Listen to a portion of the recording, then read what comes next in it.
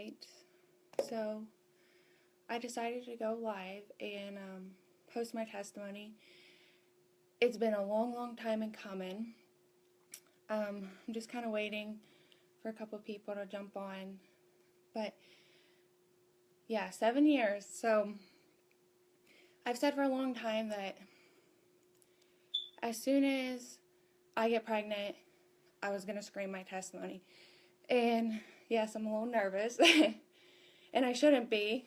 But I guess when you finally get to that point where you can give out what God had gave you, it's like your nerves are just all jumbled and it's excitement. But so anybody knows what a testimony is.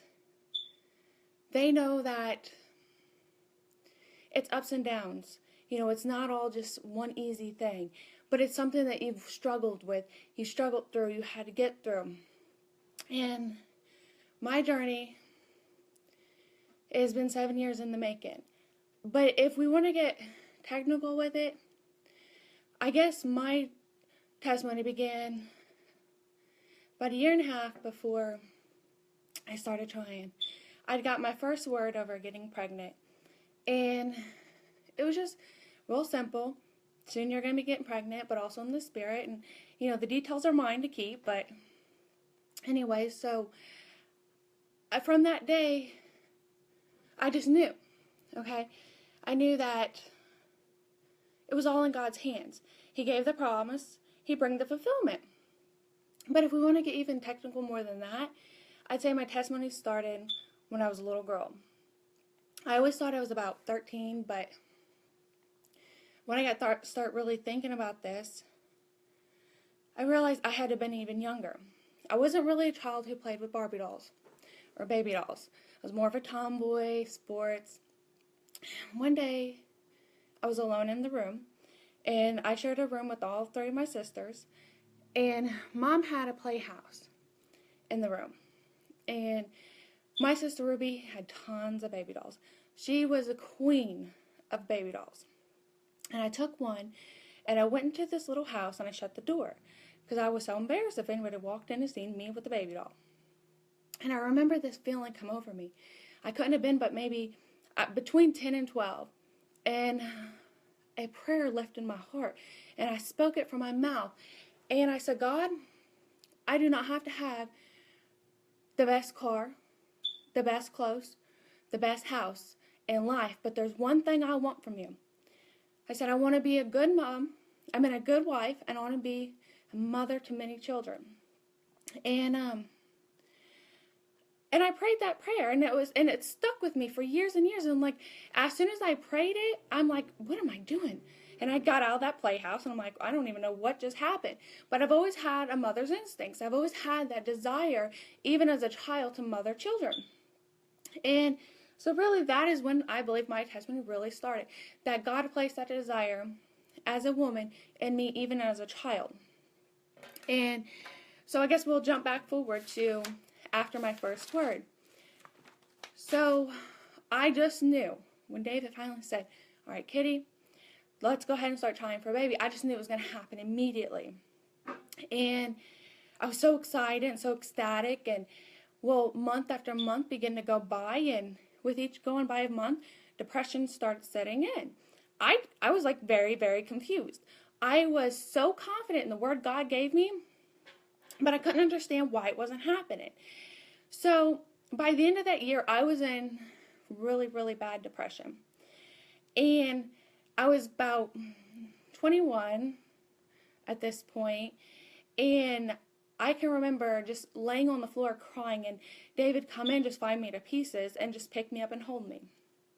And he'd just say, honey, it's going to be okay. If God gave us a promise, he's going to give it. He's like, you're getting depressed and so sad way too soon. And I'm like, I know, but it's like something I got a hold of me and I couldn't help it. And so, praise God, part of my testimony is God delivered me from severe depression. And so that is one thing I'd like to encourage any women who is struggling for a baby. And I want you to learn from my mistakes. When you recognize depression, get rid of it. do not keep it, because I was in a very, very, very dark place there for a while. And I had the promise of God. The problem is I wanted God to do it on my time, and I didn't understand at that point, the difference between my timing and God's timing, and how it all works in the end. But then, so we just have to, you just got to reach out in faith, and you got to keep going. When you have that depression, and girls, I can remember crying, my whole voice breaking, so much sorrow, but praising.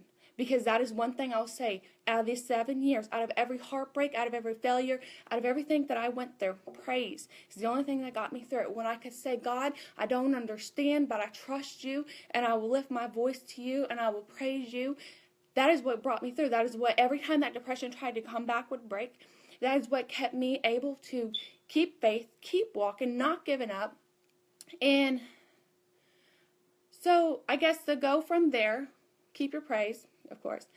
But after that, I stood in solid faith for another additional 2 years. I would not move. I would not be budged. I couldn't tell you how many people tried to tell me after a year and a half, you need to go to a doctor. And I would tell them, not yet, because I felt a restraint in my spirit. I knew God was saying, don't you move yet. Why? I don't know. Well, I guess I do know, because I had to be here, and it was way too soon at that point. I don't know why God made me wait so long. I feel like I'm an old maid. I'll be 28 by the time I have, 27 still, barely, having these kids, and I feel like, oh my God, I'm so old. All these girls has already had kids from years, but you know what? I'm not really. I can remember one time talking to this girl, and she said, we were talking and we were ministering to each other, and she said, Kitty, I look at myself and I see a clock on the wall. And especially with Bromley Childs, we have this idea, get married young, have kids young. And then that really kind of puts this harshness onto your self-esteem, because when you're getting married later or you're having children later, it makes it harder to keep going. And it makes it harder because you're like, okay, here's all my friends, all my cousins, all my sisters. What's wrong with me? But, it has nothing to do with that, really. We can't allow that to paint a picture, because God's plan for each of us is so different. Okay, so jumping again, finally went to a doctor. I felt God say, it's time to move. I think that was the first time God really broke my heart. And I know that's silly to say, but unless you've actually experienced true heartbreak, then you'll kind of understand. And don't get me wrong, God healed me of it. That's not what I'm saying. But, I get, because my heartbreak really didn't come from not getting pregnant that first year. Hurt, yes, disappointment, but heartbreak was when God said, and I felt in my spirit, it's time to move and go to a doctor. Guys, I was devastated.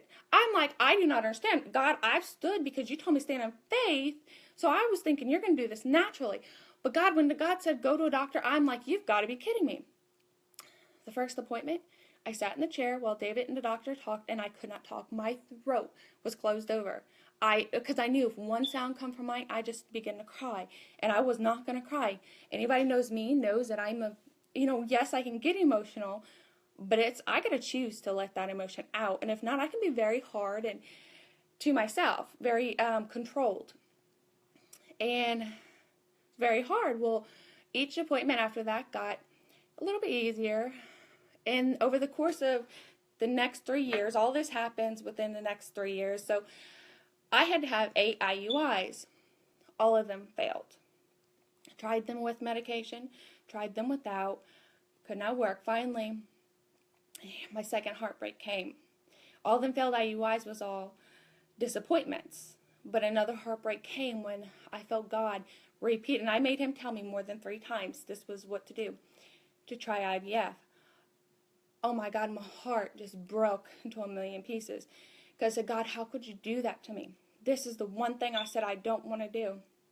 And anyway, I got over myself. I just kept praying and begging God, okay, I'm doing this, but please, please, my God, hold me through it. Just get me through it. And you know what? He did. And here's my third heartbreak. Well, I guess I'll get to that in a second. So everything that could go wrong went wrong. I overstimulated the syndrome, not just the effect, which caused me to have to pause everything in between. Couldn't go no further. They basically told me look, we've already done the transplant, or I can't even think of the word. Basically, they had to take the eggs, and they're like, we go and plant these inside you. You will die. You know, you will die. So I was like, okay, great. Nice, whatever. Extreme pain. It's very painful when you have that overstimulation syndrome. I don't remember the actual name of it, but it's very painful. So I just laid in bed and I'd cry in pain, but then, shake it off. Just be like, okay, just keep getting me through this, God. Keep getting me through this, God. Well, my third heartbreak came from, it failed.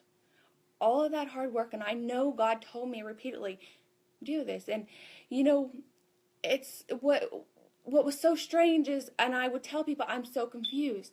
I know God told me to do this. I don't understand. And people say, well, maybe you missed God. And for a while I started saying, okay, God, I had to have missed you. But then there was a song come out. And one of the lyrics had said, part of your plan was my broken heart.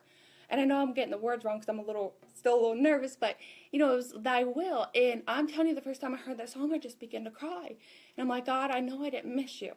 You wanted that heart to be broken again, because every time my heart broke, it humbled me a little more. But every time I'd shake it off, or not so much shake it off, I'd say, God, you're going to have to grab my hand and help me up, because I can't do it on my own, and I just have to cleave to him even stronger. And so after that, me and David both took it really, really hard for like 3-4 days. We cried and cried and cried. And so he's like, let's just go to Chicago for the weekend. Let's just get away. I want you. Let's just not even think about it. So we did. And we had a nice time, and it was, still sad. And when we got home that Monday, I said, you know what? Enough of this. And so I got on the internet, and I said, okay, God, I'm not done. There's still fight left in me. This is not going to break me. This is not my breaking point. You gave that word. You said you're going to do it. You're going to do it. So I started Googling natural roots. And a friend of mine told me about these herbs, so I tried them. I tried changing some of my diet, and I also added acupuncture with it. And this is another tip I'd give to any lady struggling. Before you go to a doctor, because it is emotional, try the all natural route. Yes, it is longer, but it's so much easier on your body. And the herbs are, oh my God, they're disgusting. I barely got them down me, but let me tell you what happened next. Through every fail, I got pregnant all on my own. I did not keep it, no, and I never put it out, because I found out I was pregnant as I was losing it. It was actually a complete accident that I found out, and because the acupuncture doctor had told me it takes 5 to 9 months doing it this way, and I think I was at that 6 months mark, and it wasn't exactly joyful. It was very hard for me to sit there for 30 minutes in a quiet room and try to relax, because I'm not exactly a person who can sit, but I got pregnant, guys, all on my own. So I'd encourage anybody at that point to try this. Like I said, no, I did not keep it, and it did not break my heart, actually. It gave me hope, and it gave me joy, and it said, God, I know this can happen. It's like that's all I needed, was just to see proof, to see that you can get pregnant. And it's like all them doubts I was dealing with, they shot away at that point. And so anyway, after that, I took a little break, At this point, we're over 6 years in. And so David, I told David, I cannot do IVF again. I will only do it if you ask it of me. And I said, honey, please don't ask it of me, because I don't think I can do it again. And he never said anything, never said anything. And then finally, this summer, he'd come to me. He said, babe, I know it was very hard on you. He said, but I really feel like we need to try it again. Oh my God, I like to die. I'm like, you've got to be kidding me. But I'm like, okay, you asked it of me, so I'll do it. You are my husband, I love you. I submit to what you want. And so that's what I did. So I got on the phone and I began to call for different doctors. Not that I didn't love my doctor. He was fabulous. But it was, I don't know, just, even David agreed we needed a new set of eyes. And there's this doctor here in St. Louis, and supposedly he's the best there is. Like, he's even goes over to Russia and the UK, and like, You can't get no better than him. I had a panic attack on the phone. When I say God threw blockers up with him, I mean, I couldn't even get words out. I began to hyperventilate. I'm not a panicker. I began to panic. I couldn't even finish the conversation on the phone. I had to hang up. I heard of this other doctor. I loved this girl's testimony. She said this doctor would put his hands on her belly and prophesy, baby, come forth. And oh my God, I would have loved to have went to him. But there was one problem. I called his office, and he kind of had to have a problem to work with. And through all of this, what I forgot to mention is they have never found anything wrong with me. You know, the doctors had tested me from here to kingdom come 3 times. And that's not exaggeration. I mean, everything to be checked, rechecked. It was checked, and it was rechecked, and it was rechecked. And so I said, well, I'd love to go to this doctor, because who would not want a doctor to prophesy over them? But it couldn't work out. So finally, I was kind of getting discouraged. I'm like, I don't know what to do. I don't know what to do. I don't know what to do. I'm doing what I don't want to do. I'm getting overwhelmed. So I just kind of took a deep breath. And I was just scrolling on Google, wasn't even paying attention. I was more so hyperventilating still from the call from the other doctor. And I seen this ad for this doctor. And he said in this article, this little ad, that he does not believe in unexplained fertility. And, I was like, you know what? I don't either. I believe there's always a problem that is there somewhere just undetected and needs to be fixed. So I called this doctor. We did all the normal basic testing. He tested a few more things and brought me into his office. And I'm like, oh God, what's it going to be? He said, Miss Wells, he said, I have to say you go against the grain. He said, you are everything I do not believe in. He said, you are unexplained. He said, I've checked. He said, I just knew there had to be something somewhere in you. He said, I can't find it. He said, either there's an issue that is so beyond our technology we can't find you at this point. He said, or you were just truly one, and a rare one. And so I'm like, well, okay, now what? And he's like, well, IVF again. And so I'm like, well, if I'm going to do IVF, let's go all the way. Like everything that was on the list that you can buy, I'm like, just give it to me. And so we started again. And this time I was at a place where I honestly was, God, if it does, it does. If it don't, it don't. Whatever. It's going to work. It's not going to work. And I kind of went through it that way. I didn't really have no mental breakdowns. I didn't feel nothing. But the problem, though, is yes, I got through the doctor and the appointments all fine. But the problem is I felt that way towards God at this point, too. And I began to pray, and I'm like, God, I don't, there's something's not right here. I'm feeling numb to everything, even to you. Even though I had the mentality, if it works, I'm going to praise you. If it don't work, I'm going to praise you. And that was not just word things. This is something I felt truly in my spirit. And I had that mentality set, and I was ready no matter what. I was going to praise God no matter what happened. And so I began to pray about that, and it took actually a little bit for that to kind of break, that numbness towards God. But if I really want to get honest with it, it's because I kind of feared him, because he has called me more than once to have a broken heart. He's called me to them places. He has not broken my heart. Let me rephrase that. But he's called me to that place of brokenness on more than one occasion. And so I was a little scared of him, because I'm going to say, God, I know you're so good, and I know you're so faithful, but, look at the old Job. How am I any different? So, and between this time, my nanny dies. And, well, actually, I'm skipping again. So, that's fine. Has his surgery. Things went great. They're like, wow, you did excellent. All this stuff. That night, my husband finds me passed out in the bathroom. I woke up from the surgery extremely sore and, crying and saying, my God, my right side. Well, they checked me and they did ultrasounds. They're like, there's nothing wrong. They just thought I was being a hypochondriac or just, being a little sissy. Well, I get home and they gave me a pain shot. I get home, I tries the rest, and I'm really miserable. I'm really sore, and David's just there with me, and he's just, saying what's going to be okay. You're just sore. It's where you had so many on one side. And I got really, really sick about 12 o'clock at night. So I went in the bathroom. I start getting these hot flashes, and I start getting real funny feeling. And the next thing I know, I wake up on the floor in David's arms, and he's straight up freaking out. He said, what happened? What happened? And I said, I don't know. So what are you doing in here? All I remembered was walking to the bathroom. So anyway, he said, come on, baby, let's get up. Let me get you to bed. He said, you're passed out. I don't know how long I was done. And that was a miracle in itself that David ever heard me, because he's a very heavy sleeper. And how he ever heard me go down is just amazing. On the way up, I passes out again. And at this point, all I can hear is, I can hear very far away him screaming for me repeatedly. And I'm trying very hard to answer him, but I couldn't. So finally, he takes me to the hospital. Okay, something's not right. And I really wasn't scared. I just figured, oh, great, they're going to tell me I've overstimulated the syndrome thing again. And they're just going to, basically, this is going to be really painful again. But I was prepared, So anyway, he's like, let me call our parents. And I'm like, okay, The lady walks in around 3 o'clock in the morning.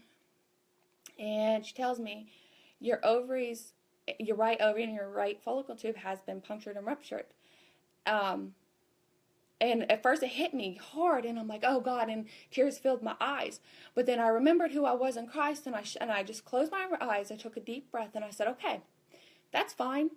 Worst case scenario. As a woman who I feel like is a fighter, I need to know what I'm looking at, So I like to meet things head on.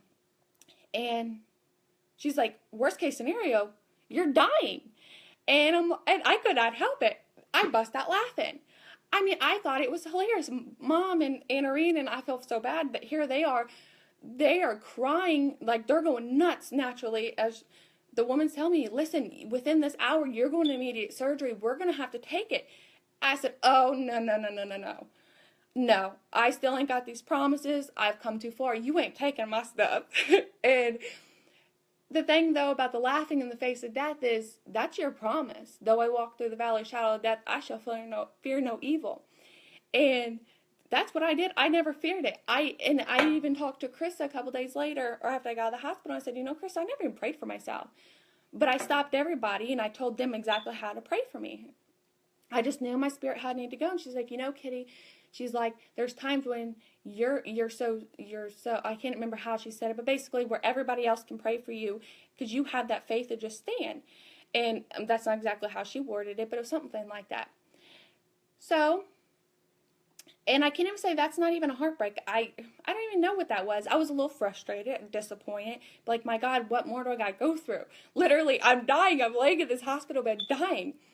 And so finally the doctor had to be called in, and he was on his way of some kind of specialist that could handle the surgery. In the meantime, I calls my doctor who done my IVF surgery, and I tells him what's going on. He's like, Kitty, do not let them do that, because it'll start as a repair job and they're going to end up having to take it. He's like, give yourself 24 hours. And so by the time the other doctor got here, so I have one doctor saying, get her in surgery now. She's dying. She's bleeding to death. I'm internally bleeding. My doctor saying, try, stick it out, get a blood transfusion, just stick it out, don't let them take it, and let's see what happens in the morning. Then I have this specialist who's come to do the surgery, finally gets there, and he's hearing from the woman doctor who found the problem, take her. My doctor don't, and he's got me saying, you ain't taking my parts. I got to have these kids. And so he's like, what do you want to do? And I said, give me some time. Just give me till the morning. Let's see what'll happen. And I just had everybody begin to pray. And everybody stayed at that hospital all day long with me. I felt so bad. They got there about 5 o'clock in the morning. My poor pastor had to be dragged out of bed. My sisters and brothers and aunts and my granny and everybody hummed up to the hospital and was sat for hours upon hours. And I just kept saying, just keep praying. They come in the next morning at 5:30 to check my blood to see where I was, because they were still prepping, basically getting me ready for surgery. I was 0.01 points from needing that blood transfusion. Like, I was going to have one in that morning. And I was 0.3 or 4 points away from having mandatory going to surgery, to where it's an open bleeder that will not quit. And I said, well, glory to God, because that's exactly what I prayed for. God, just stop it, because if I had to have a blood transfusion, I was like, okay, but I'm like, God, I really just rather have the blood you gave me. I donate blood all the time. I'm a big believer in giving, but I'm just kind of like, God, I'd rather just, keep my own blood. So, praise God. I rose from the deathbed. Um, Now we're stopping at this point because we got to have that month for me to heal. And I healed at a rapid rate. Doctors were amazed. And then my granny dies. She goes on to heaven. And it took my whole family's feet out from under me and under us. And I can just remember being there at the hospital praying with me just literally a month before, and she was just a firm believer that, Kitty, this is your promise. It's going to happen. She prayed so faithfully for me to have that baby. And, my sister, it was so funny, said, Kitty, she's up there picking your babies for you. And so at the funeral, though, my family took it so hard that Dave and I decided, let's go ahead and go on with the implantation part, because doctors went ahead and cleared me way before I should have been. And I was like, let's keep it quiet, though, because like I said, I was at that place where I kind of feared what God at this point was calling me to do. And so we kept it quiet. We just didn't tell nobody. We just went through it together, holding each other, just praying. I did tell one friend, so I had someone I could tell, when I started getting that overwhelming feeling. And now, here I am. The woman calls me the December 29th, and she's like, guess what? And I'm like, no. Because, see, I'd been prepping myself all day, okay? The only thing I could hear is you're pregnant. I cannot hear it failed. I cannot hear you're dying. I cannot hear you're going to lose your woman part. I heard nothing. I had already heard it all. And when she said, you are pregnant, I had no words. She was literally waited for me to say something. And all I could get out of me was, really? Wow. And at first, I really thought, okay, what in the world's wrong with you, Kitty? But now, as it kind of faded, I began to really look at my reaction, and I began to even pray, and I said, God, what was up with this reaction? Why couldn't I get overly excited? Why wasn't I crying? Because to this point, even, I've not cried. I don't, I've laughed and I've been happy, but I have not done what everybody thought I would do. And I was praying about it not too long ago, and God said, and no, not that God said, I had this thought. There is times when I go outside and there'll be such a beautiful sunset, or I'll see this beautiful scenery, and it literally takes my breath away. And all I can say is, wow, God, you are so amazing. And it's like a calmness. And it just is so breathtaking, the beauty of what God can do and what He has created. And I realized my reaction was exactly that. It was as being in a state of amazement, saying, wow, God, how beautiful. Look what you've done for me. And, I just got to say that here I am, 11 weeks pregnant, at a place where a lot of people honestly started doubting I'd ever get to. And the biggest step that had happened all through last year was the Dress to Kill. Even coming off from dying, all of it was Dress to Kill. And I'll tell you why. Even though I had been heartbroken many times, I was still very prideful. I did not like people putting that barrenness on me. Even though I had faced reality, said, okay, I'm barren. I see that. I get it. But I know God's promise. But I could still face the reality and say, okay, this is what my body's saying, but this is what God is saying. But I was still very prideful with it. Didn't want to cry in front of people. When I would go to altars for different things, I would almost not go because no, if ever I go up there, everybody's going to think it's about a baby. And I hated that. Oh my God, I hated that. Well, during Dress to Kill, they had a call for women who's been basically barren. And I said, you've got to be kidding me. There are no way. I don't want to go up on that stage. Why not just call us down to the altar where we can hide in all the people? But oh no, we had to go stand on the stage. And Jody was actually beside me, and I turned around and I looked at her and I said, Jody, doctors has not actually said you were barren. They don't know what to tell me. She said, Kitty, that's what it is, go.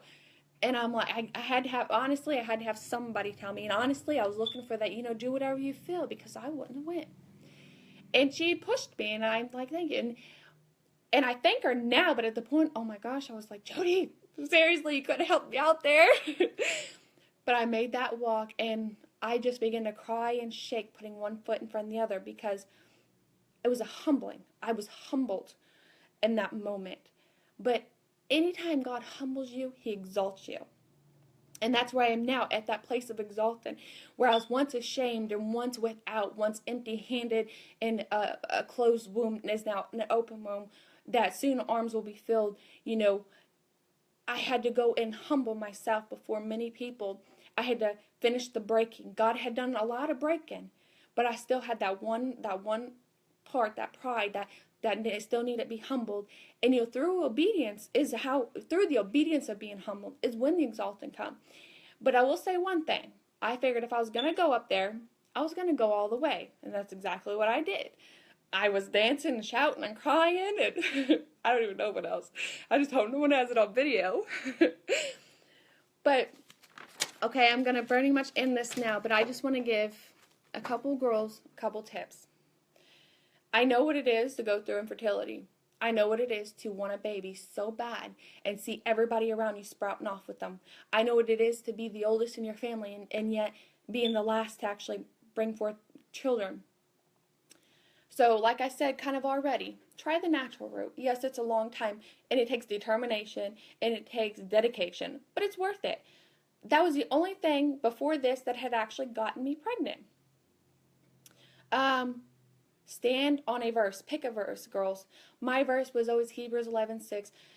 And basically, it just says, he who comes to God must believe that he is, and he is a rewarder of those who diligently seek him.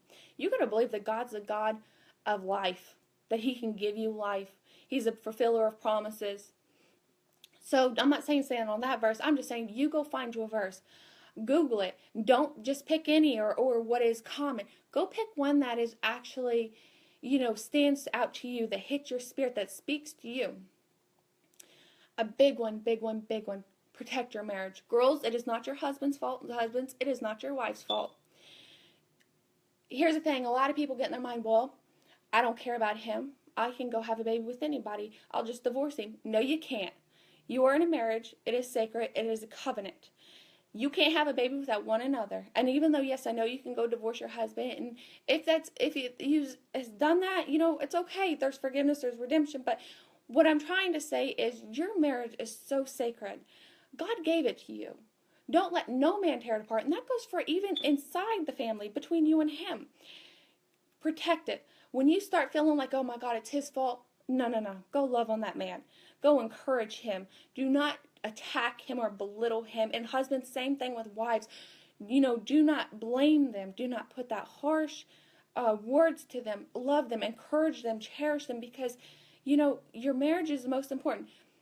You don't want to bring a baby into a broken marriage because you broke it through infertility. Don't let infertility break it.